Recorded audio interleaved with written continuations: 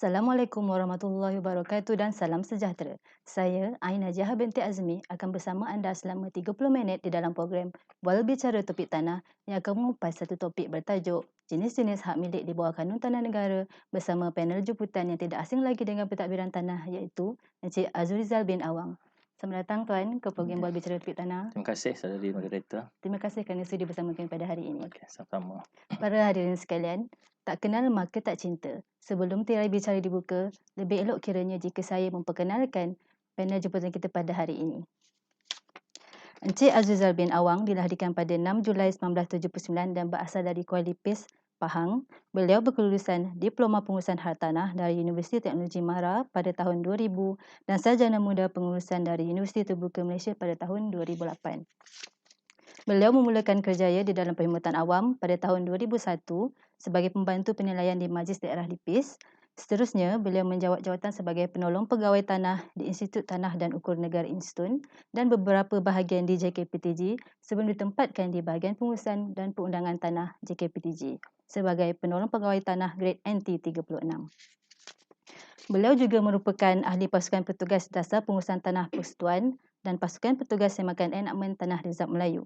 Selain itu, beliau juga aktif dijemput sebagai tenaga pengajar dan memberikan ceramah berkaitan perundangan tanah ke jabatan dan kementerian seperti Instun, Inspan, Kementerian Kesihatan Malaysia, Pejabat Tanah Sabak Benam, Kementerian Komunikasi dan Multimedia dan Lembaga Lebuh Raya Malaysia.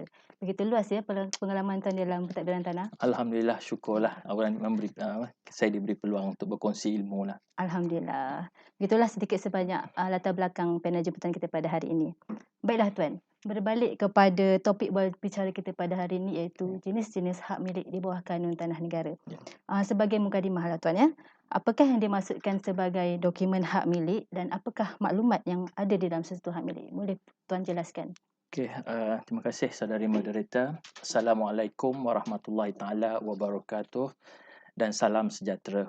Merujuk kepada persoalan saudari moderator, dokumen hak milik tanah adalah menunjukkan bukti kepunyaan seseorang yang mendakwa sebidang tanah itu miliknya dan tercatat namanya di dalam hak milik tersebut.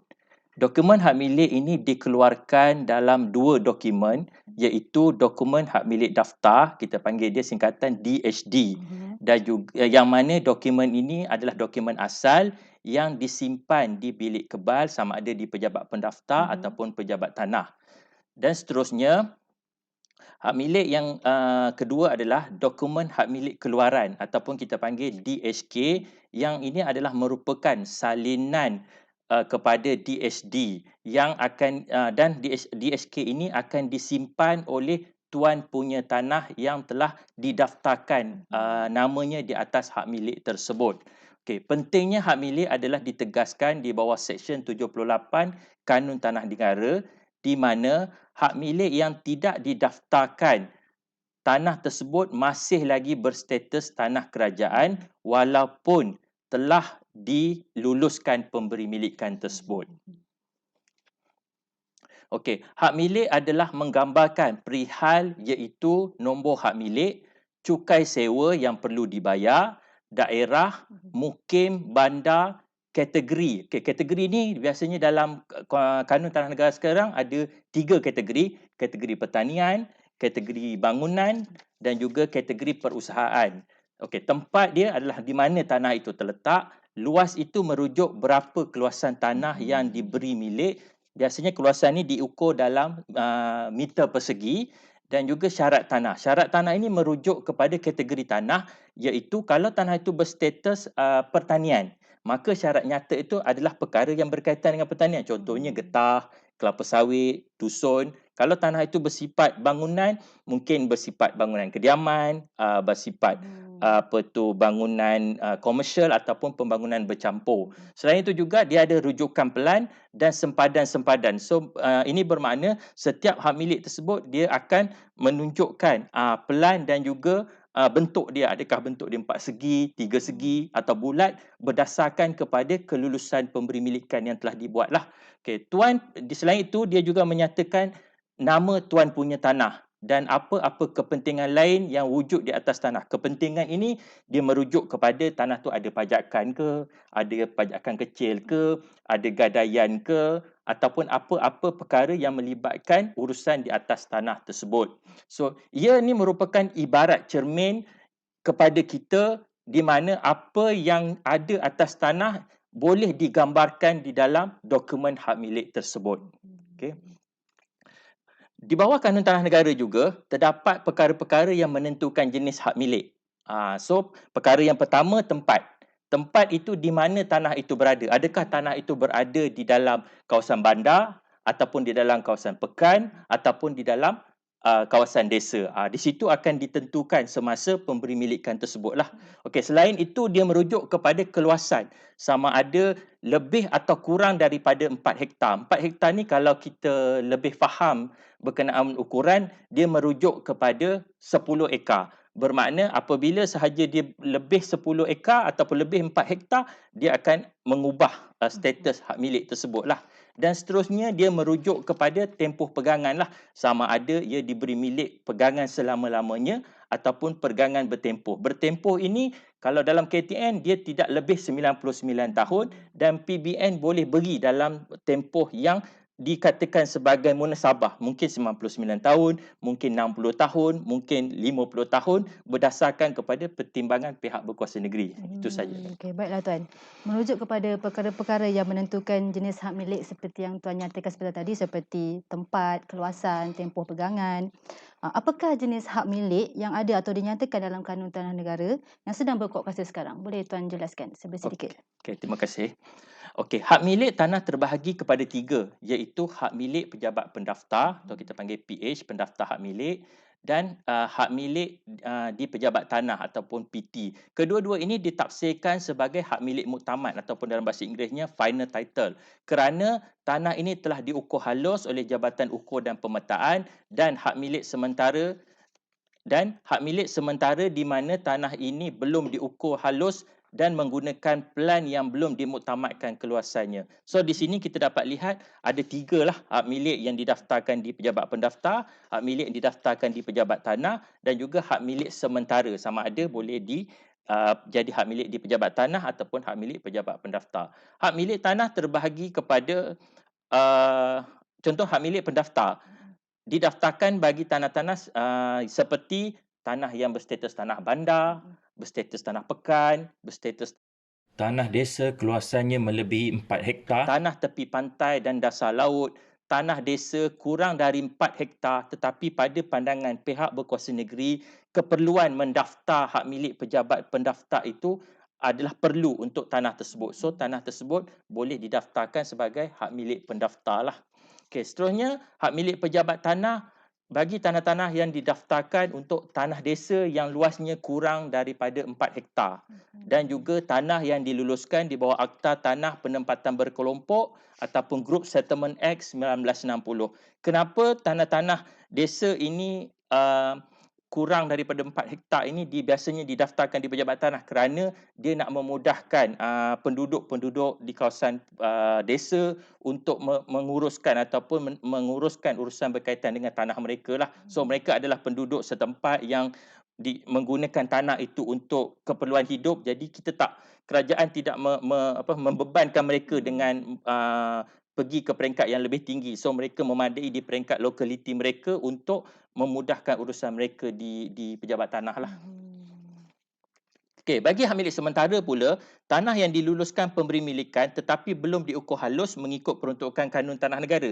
Hak milik sementara ini apabila telah diukur halus, maka ia akan didaftarkan hak milik sambungan berdasarkan kelulusan yang diberikan oleh pihak berkuasa negeri. Sama ada dia akan menjadi hak milik pejabat pendaftar atau hak milik pejabat tanah. Tertakluk kepada perbincangan kita yang sebelum inilah, maknanya status tanah itu dan juga kedudukan tanah itu yang menentukan ke mana hala tuju hak milik sementara apabila dia telah diukur halus lah. Okey. Saya juga percaya ramai penonton di luar sana tertanya, apakah dimaksudkan dengan tanah yang diukur halus? Boleh Tuan terangkan sedikit mengenai apakah maksud tanah yang telah diukur halus itu? Okey, tanah yang diukur halus ni di bawah Kanun Tanah Negara Seksyen 396 dia menjelaskan bahawa tanah yang diukur halus ini adalah tanah yang telah melalui proses pengukuran oleh Jabatan Ukur. Tanah itu didaftarkan nombor lot, diletakkan tanda sempadan, dikeluarkan pelan akui dan disahkan oleh pengarah ukur. Jadi apabila perkara-perkara itu telah dipenuhi, maka tanah itu telah dianggap sebagai telah diukur halus lah. Okey. Baiklah Tuan. Kita biasa mendengar, saya percayalah saya dan penonton di luar sana biasa mendengar panggilan geran berbanding hak milik tanah. Ya. Jadi, jadi saya dan penonton mendengar program ini masih tertanya, kenapa perkataan geran menjadi panggilan kepada dokumen hak milik tanah, sedangkan semasa Tuan jelaskan sebentar tadi, tiada pun perkataan geran. Okey, saudari moderator. Okey, merujuk kepada perkataan geran yang dibangkitkan, geran ni merupakan pecahan hak milik pejabat pendaftar dan juga hak milik pejabat tanah. Bermakna dekat sini kita biasa perkataan yang paling mudah. Betul. Perkataan yang mudah. So bermakna nak sebut hak milik ni sesuatu yang sukar. So kita cari satu terminologi yang orang faham, orang kampung faham, layman faham untuk digunakan. So kita biasanya menggunakan geran. Geran ini merupakan satu ataupun sebahagian daripada hak milik. So contohnya kalau kata kita sebut hak milik pejabat pendaftar, dia terdapat dua jenis iaitu geran dipanggil menggunakan kalau dalam KTN dia pakai borang 5B bagi tanah yang diberi milik untuk selama-lamanya. Okey, kemudian kita ada pajakan negeri borang 5C bagi tanah yang diberi untuk satu tempoh. Okey, seterusnya kita ada hak milik pejabat tanah pun ada dua jenis iaitu geram mukim borang 5D bagi tanah-tanah yang diberi milik selama-lamanya dan satu lagi pajakan mukim borang 5E bagi tanah yang diberi untuk satu tempoh yang telah ditetapkan. So bermakna dekat sini geran ini sesuatu perkataan yang dipanggil dalam konteks apa ni benchmark tanda sesuatu dokumen tersebut lah. Contohnya kalau dalam biasa kat kampung kan kita biasa orang panggil kita beli ubat gigi. Orang tak panggil ubat gigi, orang panggil Colgate. Jadi begitulah keadaan geran itu sendiri. Orang tak panggil hak milik tapi orang ambil satu geran. Geran itu kita anggap bahawa benda itu sama. Sebenarnya dia berbezalah. Dia lebih kepada kata panggilan untuk memudahkan orang faham lah perkataan geran itu sendirilah. Okey, bagi hak milik sementara bersamaan hak milik pendaftar, kita menggunakan borang 11A. Apabila diukur halus akan disambung dengan geran atau pajakan negeri sebagaimana hak milik muktamad tertakluk kepada tempoh pemberi milikan selama-lamanya ataupun bertempoh. Hak milik sementara bersamaan pejabat tanah dalam borang 11B apabila diukur halus akan disambung dengan geran mukim atau pajakan mukim sebagai hak milik muktamad tertakluk kepada tempoh pemilikan selama-lamanya atau bertempoh juga. So jadi kedua-duanya itu sama, cuma dari segi kriteria awal tadi itu status tanah, kedudukan tanah itu yang menentukan sama ada hak milik tersebut akan pergi kepada hak milik pendaftar ataupun hak milik pejabat tanah lah. Seterusnya sambungan kepada hak milik sementara ini adalah hak milik muktamad. Maknanya selepas sahaja kita pengukuran adalah menjadi kewajipan pentadbir tanah ataupun pendaftar hak milik mengeluarkan hak milik muktamad lah. Itu pun tertakluk kepada kelulusan yang diberikan lah. Bermakna setiap proses yang akan dibuat oleh pentadbir tanah ini, maka dia akan tertakluk kepada kelulusan yang telah diberikan. Okey, dia ada timbul sedikit isu dekat sini. Apabila sahaja hak milik sementara ni seperti kita bincangkan, keluasan dia tu sementara. So bila hak milik muktamad ni keluasan dia adalah muktamad. Jadi apabila berlaku contohnya bila hak milik sementara kita bagi milik contohnya 1000 meter persegi. Apabila sahaja kita buat pengukuran muktamad dia jadi 1500 meter persegi. Jadi ada nampak perbezaan di situ lebih kurang 500 meter persegi. Jadi 500 meter persegi itu kalau melibatkan berlaku pertambahan begitu, maka pejabat tanah diberi kuasa untuk memungut bayaran yang terkurang bayar. Maksud dia yang 500 meter persegi itu perlu dibayar oleh tuan punya tanah untuk melengkapkan jumlah premium yang perlu dibayar dan cukai tanah yang terkurang bayar. So jadi dia perlu minta daripada tuan punya tanah lah. Sekiranya keluasan yang diberikan contohnya 1000 meter persegi, tiba-tiba diberi 800 meter persegi. Jadi ada terkurang 200 meter persegi. Jadi keluasan yang terkurang itu kalau kerajaan negeri kalau tuan punya itu terlebih bayar, maka kerajaan negeri perlu memulangkan bayaran-bayaran tersebutlah, kerana itu hak tuan punya. Kalau terlebih, dia kena dipulangkan, kalau terkurang kita perlu tuntut untuk jumlah yang terkurang bayarlah. So itu memang telah dinyatakan bahawa itu adalah satu yang dikatakan sebagai adil lah. Maknanya bayaran dibuat berdasarkan kepada keluasan yang telah diluluskan. Maknanya kita takkan berlaku terlebih bayar ataupun terkurang bayar lah. Okay. Baiklah Tuan. Selama 20 tahun Tuan berkecimpung dalam perundangan tanah ni Tuan ya. Saya pasti terdapat tanah yang dimiliki sebidang tanah itu mempunyai lebih daripada satu Tuan punya tanah. Jadi bagaimana sekiranya berlaku jika tiada kerjasama? Maksudnya adik-beradik bergaduh, tiada kerjasama di antara Tuan punya tanah yang lain yang memegang dokumen hak milik itu untuk menyerahkan dokumen hak milik kepada Tuan punya tanah yang lain untuk berurusan. Okey, ini adalah sesuatu yang memang dah menjadi rutin kepada masyarakat kita lah. Kewujudan tuan punya tanah bersama ni adalah salah satunya berpunca daripada isu pusaka. Betul. Apabila sahaja berlaku kematian, maka satu tanah itu akan dipusakakan kepada warisnya. So apabila sahaja si mati itu meninggalkan 10 orang waris, jadi 10 itu mempunyai hak ke atas tanah. Apabila tiada persepakatan dalam pembahagian pusaka, dia akan mengakibatkan ke-10 nama itu akan didaftarkan dalam hak milik tersebut. Cuba kita bayangkan kalau tanah tersebut seluas 1 ekar. 1 ekar ni lebih kurang dalam separuh hektar. So jadi dia akan menyebabkan isu banyak tuan tanah. So apabila ataupun apabila tanah itu dimiliki oleh beberapa orang atau lebih secara berkongsi atau sebagai tuan punya tanah bersama, maka setiap orang daripada mereka itu sekiranya mereka nakkan buat urusan berkaitan dengan tanah, mereka boleh memohon salinan dokumen hak milik keluaran dengan syarat permohonan dibuat terlebih dahulu dan dokumen hak milik keluaran asal diserahkan kepada pendaftar atau pentadbir tanah untuk disimpan. So bermakna pentadbir tanah dia kena minta dulu DHK asal daripada tuan punya, dan dia boleh keluarkan salinan dokumen hak milik keluaran itu kepada mana-mana orang yang memohon. So mana-mana orang yang memohon itu dia boleh menggunakan salinan dokumen hak milik itu bagi tujuan untuk mengelakkan kesukaran urus niaga seperti pindah milik, gadaian dan lien sahaja. Tapi kalau nak simpan bagi tujuan rujukan, memadai tuan punya tanah menyimpan carian, sama ada carian rasmi ataupun carian persendirian,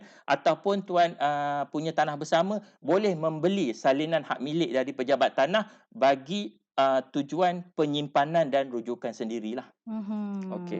So maksudnya Tuan punya tanah yang ingin berurusan niaga tu boleh mendapatkan DHKK ni dari pejabat tanah lah Tuan ya? Betul. KTN dia telah mengambil kira apa yang berlaku, apa yang telah berlaku dan apa yang akan berlaku dan apa yang sedang berlaku. So di situ kita nampak bahawa tiada ada sebab untuk tuan punya tanah itu rasa bermasalah apabila dia berkongsi hak milik. Tetapi ialah apabila maklumat tidak sampai sepenuhnya, dia menyebabkan benda itu menjadi satu masalah lah kepada tuan punya tanah bersama.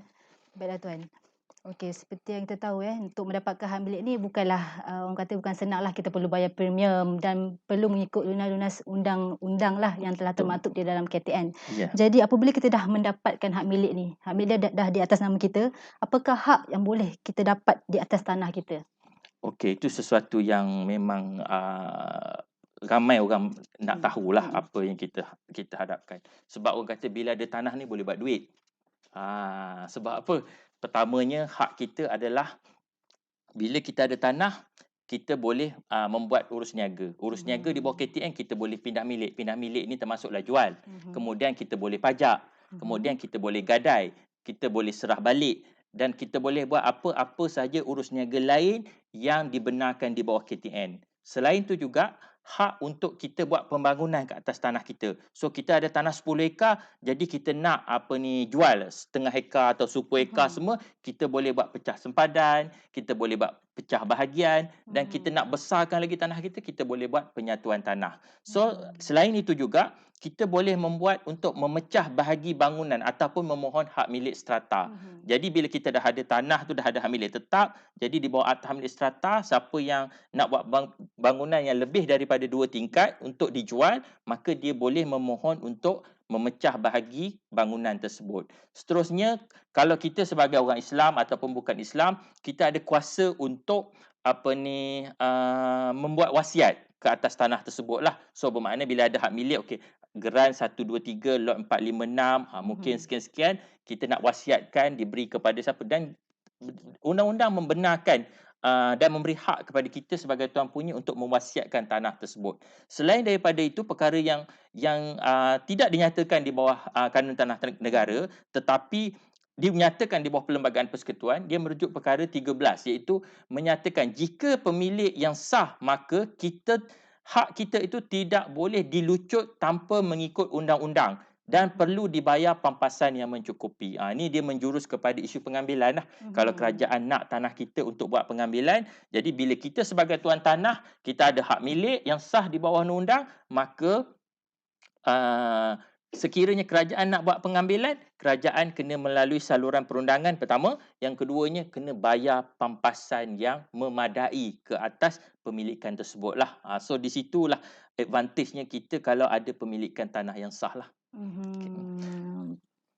Baiklah Tuan, sedar tak sedar kita dah sampai dah ke soalan yang terakhir Tuan. Okey. Sekejap je rasanya. Itulah terasa sekejap. Sebelum tirai bual bicara kita ditutup, secara kesimpulannya Tuan, apa yang Tuan harapkan dalam urusan berkenaan hak milik ini supaya ia menjadi perkara yang penting dalam urusan pentadbiran tanah?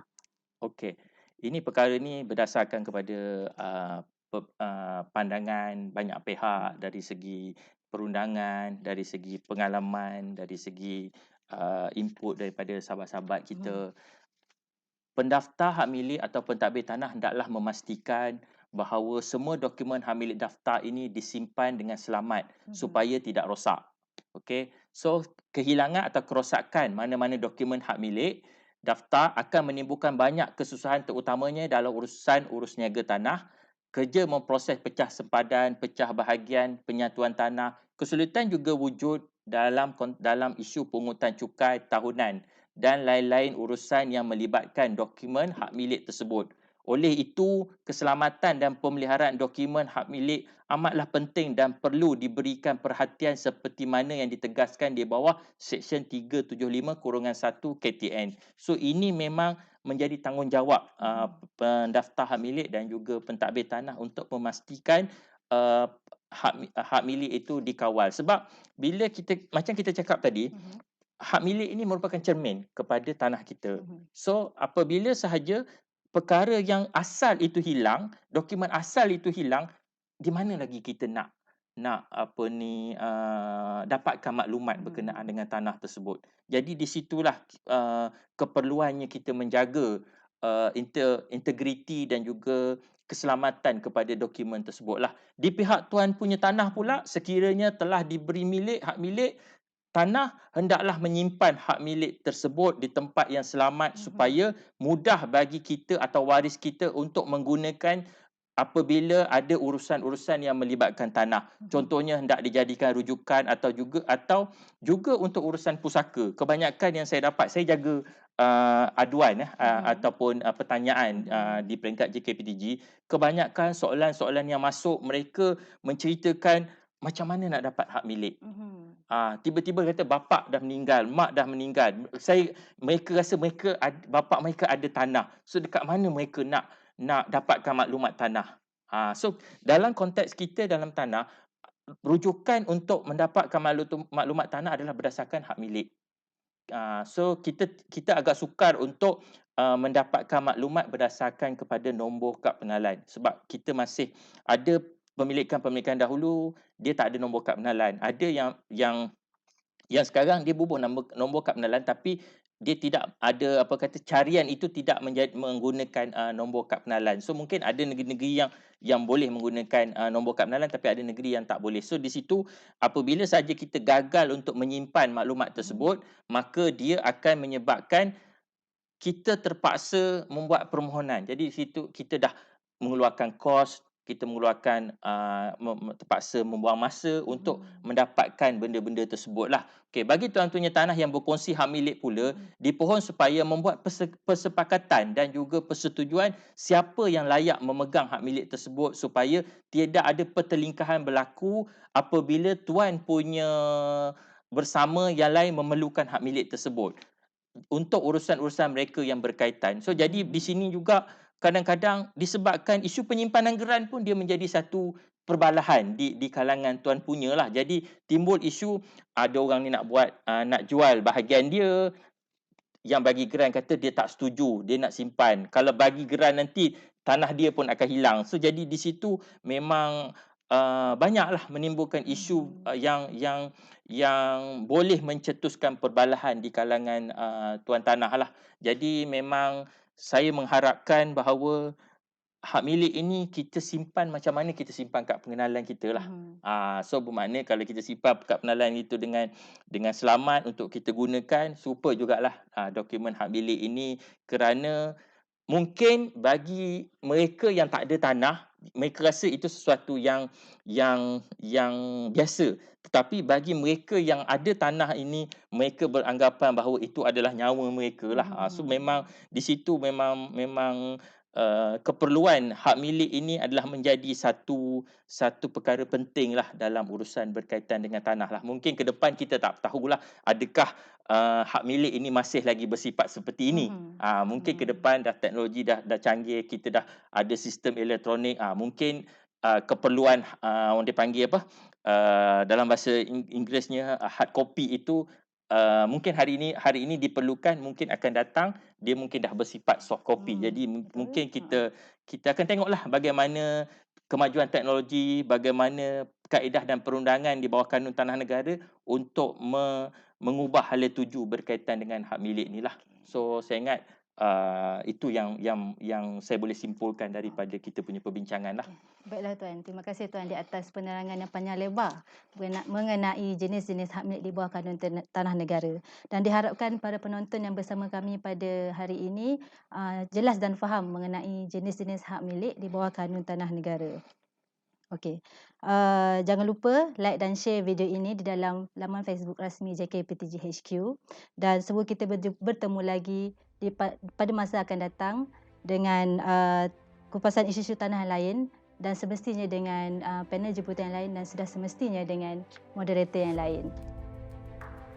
Dengan itu, bagi pihak kru produksi, saya Aina Jaha binti Azmi untuk program Bual Bicara Topik Tanah. Assalamualaikum dan salam sejahtera.